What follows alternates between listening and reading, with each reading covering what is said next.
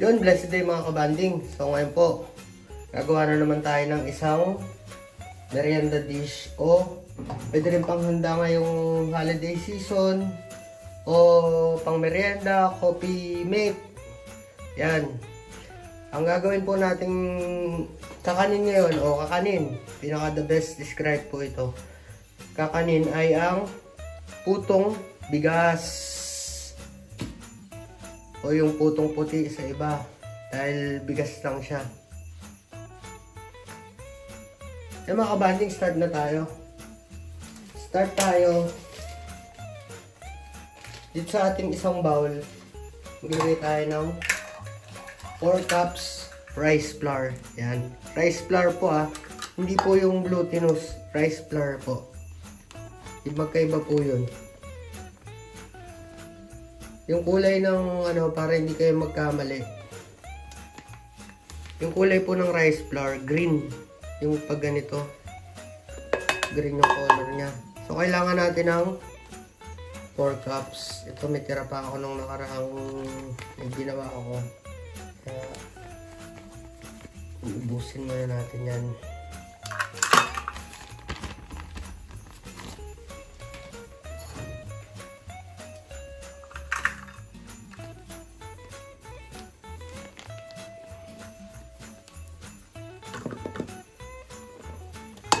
Two.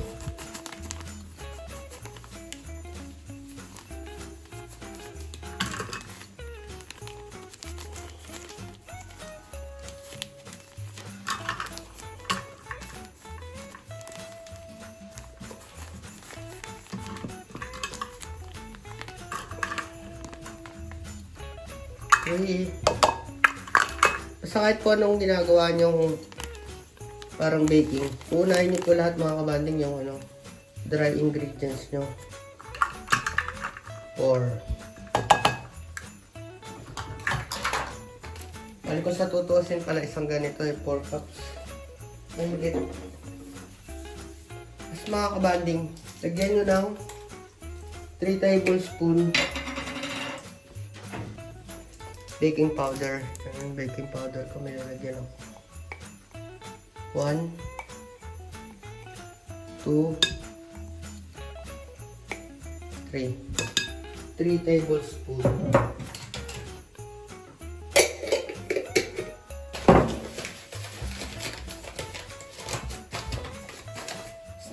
Next na ilalagay natin mga banding sugar. 1½ cup white sugar.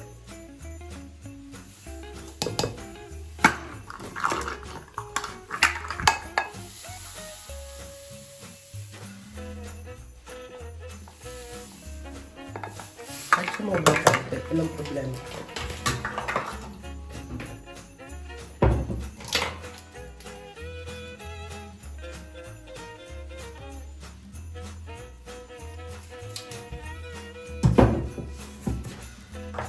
Mga kabanding, nilagay tayo ng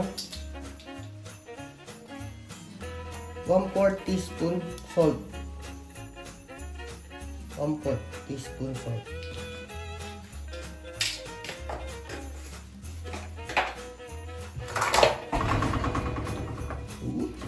Yan, mekos muna natin, haluluin.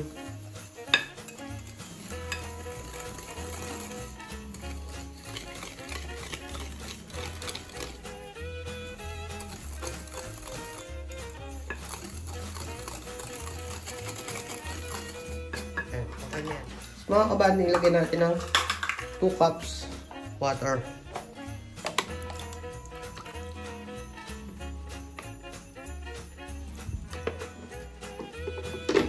1,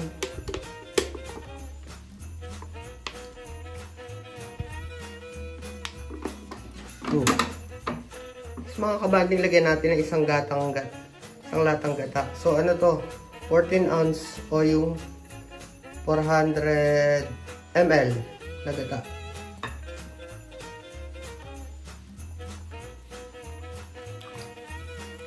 And mix lang natin ulit.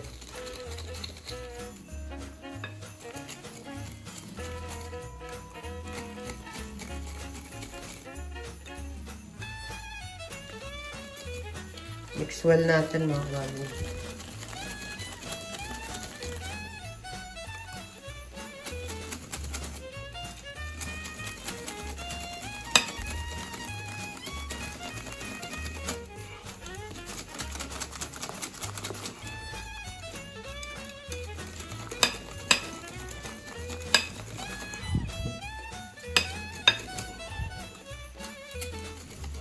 Yan.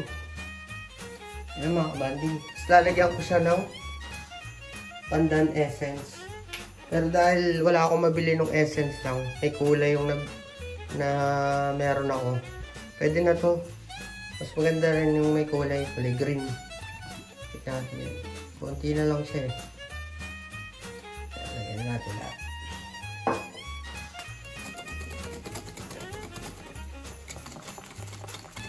Ayan, kulay green. Tapos kung Pasko ang dating.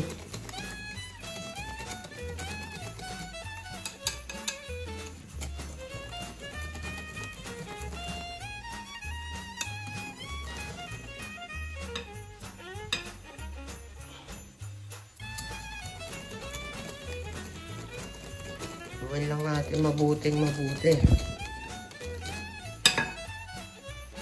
Tapos mga kabanding, tatakpan ko muna siya ng takpan muna natin siya ng cling wrap. I-rest muna natin siya sa rep.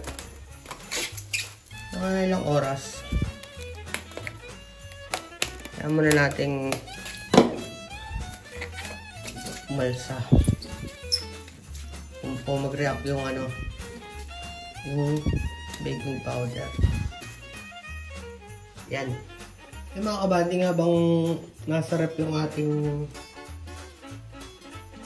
mixture ng putong bigas, i-prepare lang natin tong ating gagamiting mold o yung mold para sa ating puto. Ito, yung gagamit ako na itong baking pan.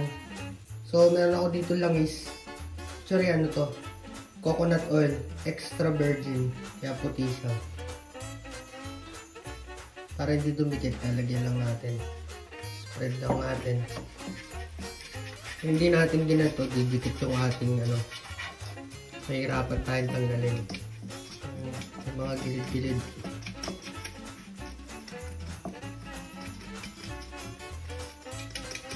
Actually, mabango itong, masarap gamitin itong na to eh. Itong langis na to, kasi bango. Lasang-lasang nyog siya. Kaya kahit wala tayong kinadkod na nyog, lasang-lasa pa rin yung pagka-nyog.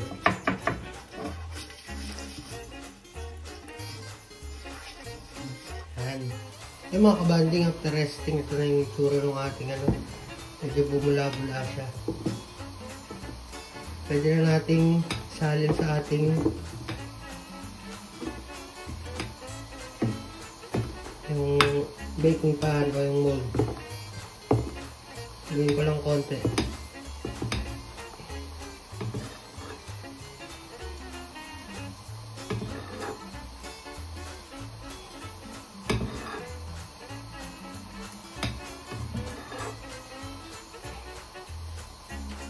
Ako naririnig nyo, nagpakulo na rin ako ng tubig.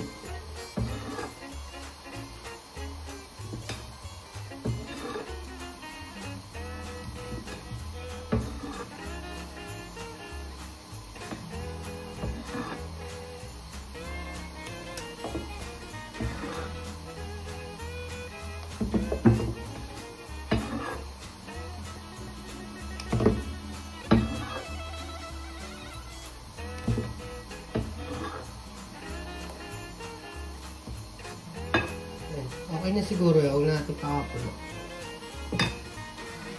Steam na natin mga kabanding. Mga kabanding, steam lang natin hanggang yung pumasa siya dun sa toothpick test na tinatawag. Yan.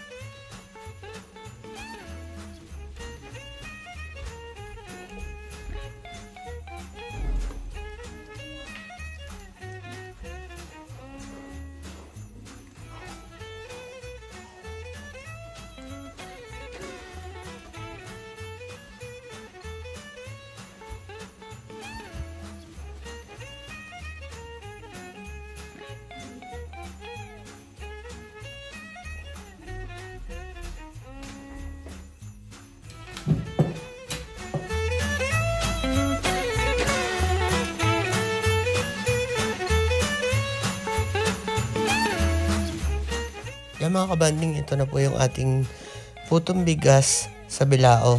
Kung nagustuhan nyo po itong isa na naman pong kakanin recipe natin, pakit lang po yung subscribe button tsaka yung notification bell para updated po kayo sa iba pong recipe o kakanin recipe na i-share ko sa inyo.